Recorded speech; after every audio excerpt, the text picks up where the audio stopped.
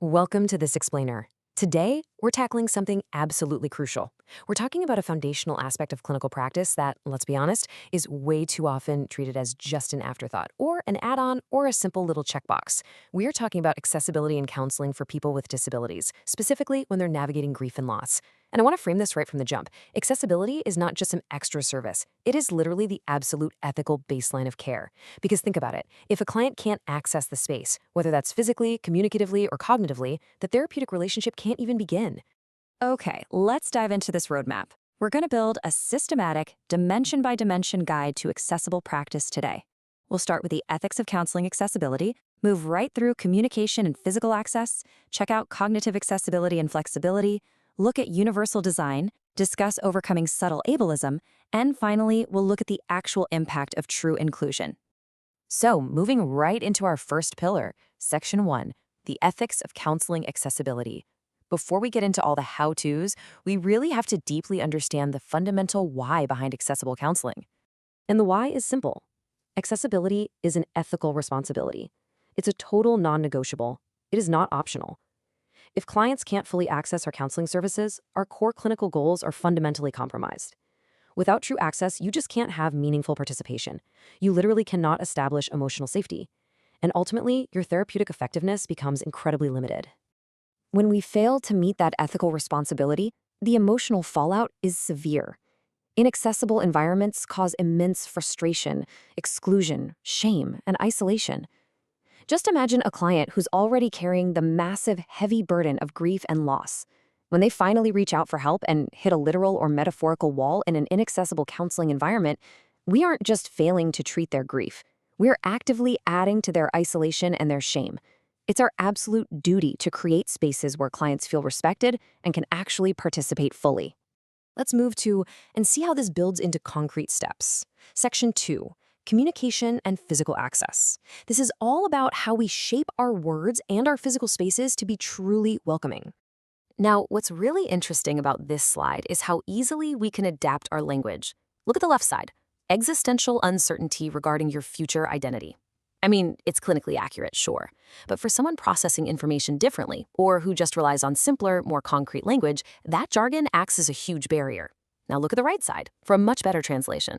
Worried about what your future will look like. See? This isn't about talking down to anyone. It's about clear, collaborative communication. We just need to regularly check for understanding with simple questions like, does this make sense? Or, hey, would it help if we slowed down a bit? But communication is just one part of the whole shebang. We also have to look at the environment. Consider the difference between structural and sensory access. Structural access, wheelchair entrances, elevators, restrooms, is usually what pops into our heads first. Obviously, a second-floor office without an elevator creates immediate exclusion, no matter how brilliant your clinical skills are. But sensory access is absolutely equally crucial, because physical access is far more than just mobility. For clients with sensory sensitivities or maybe chronic pain or fatigue, simple adjustments like reducing really bright lighting, minimizing background noise, or just allowing movement breaks are vital to prevent exclusion and keep that emotional safety intact. And that perfectly sets up our next pillar, Section 3. Cognitive accessibility and flexibility. Here, we're shifting the focus from the physical environment to how we structure our time and process information with our clients. Here is a fantastic cognitive toolbox you can use. Adapting our process makes information so much easier to understand and remember. Step 1, break things down into smaller steps. Step 2, use repetition. Step 3, summarize those key points frequently. And Step 4, provide visual supports.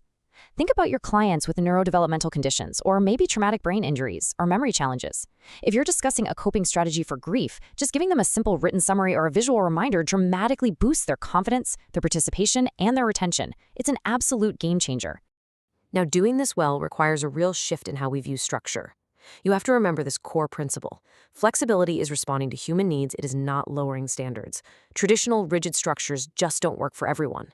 Let's take a client experiencing deep fatigue from a chronic illness, for example. A traditional 60-minute session might be completely exhausting and counterproductive for them. But if we're flexible and use shorter sessions with longer pauses and adjusted pacing, that client is going to engage so much more effectively. So, how do we systemize all of this? Section 4, Universal Design in Counseling. This is a proactive framework that naturally includes everyone right from the start. The core concept of universal design is creating environments and services that are accessible and usable for the widest range of people from the absolute beginning. In a counseling setting, this means we stop waiting for a client to request an accommodation. Instead, we ask ourselves proactively, hey, how can we create counseling spaces that are naturally more inclusive for everyone from day one? Here are some great examples of universal design in action. It's things like using clear language, providing multiple ways to communicate, offering telehealth options right out of the gate, ensuring full physical accessibility, and creating emotionally safe spaces. So the crucial point is that applying these universal design principles doesn't just help a specific subset of people. It benefits so many clients overall, whether they have an identified disability or not. It's just good practice. Of course, creating an accessible environment isn't just external. It requires a lot of internal work too. Section 5. Overcoming subtle ableism. We really have to look inward and dismantle our own biases. Let's set the foundation with a clear definition here. Ableism refers to the attitudes, assumptions, and systems that devalue or discriminate against people with disabilities. Now, sometimes ableism is blatantly obvious, but in clinical practice, it often sneaks right in under the radar.